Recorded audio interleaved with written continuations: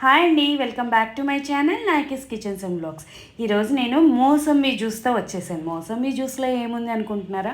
మనం మోసంబీ జ్యూస్లో ఇంట్లో చేసుకోవాలంటే మౌల్తో చేత్తో తిప్పి తిప్పి తిప్పి చేతులు పడిపోతాయండి. అందుకే నేను మీకు సింపుల్గా క్విక్ అండ్ ఈజీగా అయిపోయేట్టు ప్రీతి జొడయాక్ మిక్సీలో చేసేస్తున్నాను. నాకు ఒక మౌల్డ్ ఉంది, దానిపైన ఏంటంటే మన మోసంబీ చేసుకోవడానికి ఒక కప్లా ఇచ్చారు.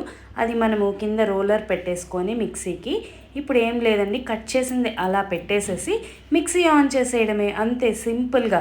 పైన ఉన్న వేస్ట్ అంతా పైన ఉంటుంది, జ్యూస్ ఏమో కిందకు వచ్చేస్తుంది. చూసారా ఎంత ఈజీగా అయిపోయిందో, 1 మినిట్ కూడా పట్టదు.